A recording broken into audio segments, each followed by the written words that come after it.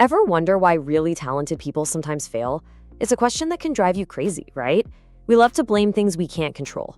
Bad luck, not getting the right opportunity. But what if the real saboteur isn't out there at all? What if it's in here? So let's just get right to the heart of the matter. This one statement, it kind of flips everything we think we know about failure completely on its head. It suggests the biggest hurdle isn't something we're missing, but maybe something we have way too much of. All right, so if a lack of talent isn't the problem, then what is? What is this real enemy? Well, it turns out it's a voice we're all very familiar with, one that's whispering in our ear pretty much all day, every day. And here it is, ego. Now let's be super clear, we are not talking about confidence or healthy self-esteem. No, this is that other voice, the nagging one that's just starving for praise, that believes it's special, and, this is the most dangerous part, tells us we already know enough, that we're done learning. It is the absolute enemy of growth. So where does this enemy show up first? Well, it often ambushes us right at the starting line, when we're full of ambition and just getting started. It sets a little trap for us. And this is the trap.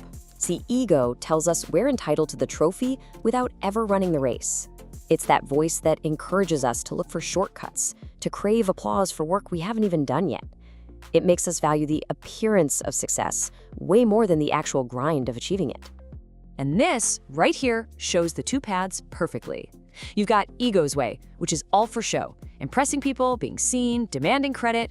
But then there's mastery's way, and that's all about what happens behind the scenes. It's about quietly learning, actually improving your skills, and just doing the work, whether anyone is watching or not.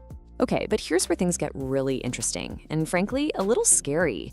You see, the ego becomes most dangerous not when we're struggling, but right after we've had a taste of success.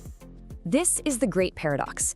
The moment you achieve something is the exact moment you're most vulnerable. Success is like pure rocket fuel for the ego. It feeds it the one thing it craves, validation. And that's when it starts whispering this dangerous story in your ear, that you're invincible, that you simply can't fail. And the dangers here are really specific. Once that success-fueled ego takes the wheel, we stop doing the very things that made us successful in the first place. We stop questioning ourselves. We stop being open to learning new things. We start believing our own hype, and slowly but surely, we lose touch with reality. So what's the antidote? It comes down to discipline.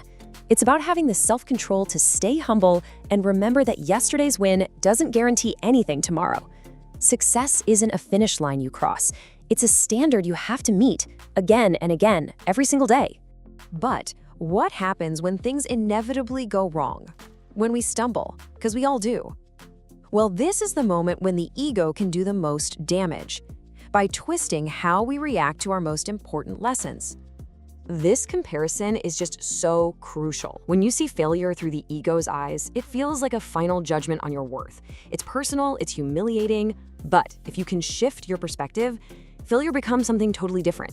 It's just feedback. It's not a verdict, it's information. It's not the end of the story, it's an opportunity to start the next chapter smart. So how do we actually do that? First, you have to separate who you are from what you did. You are not your failure. Second, take responsibility, for sure, own it, but don't let it completely destroy you. And finally, you have to extract the lesson.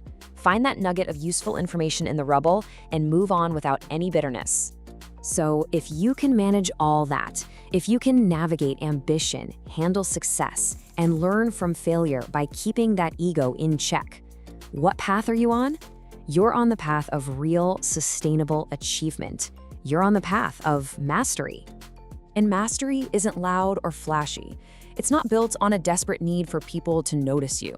It's built on the quiet virtues, having the patience to stick with it, the discipline to show up every single day, and that quiet confidence that comes from genuine competence, not from applause. It's all about the work you do when nobody's looking. You know, ultimately, it boils down to this. You can spend all your energy talking about how great you are, or you can spend that energy actually becoming great. Real power, the kind that lasts, comes from the quality of what you produce. Your results will always speak louder and more truthfully than your ego ever could. And that really brings us to the core truth of this whole thing.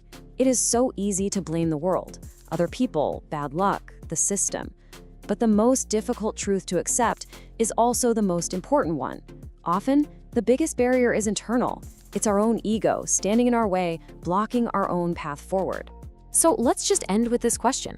If that obstacle, that ego, was gone, or even if you could just turn its volume down, what would be possible for you?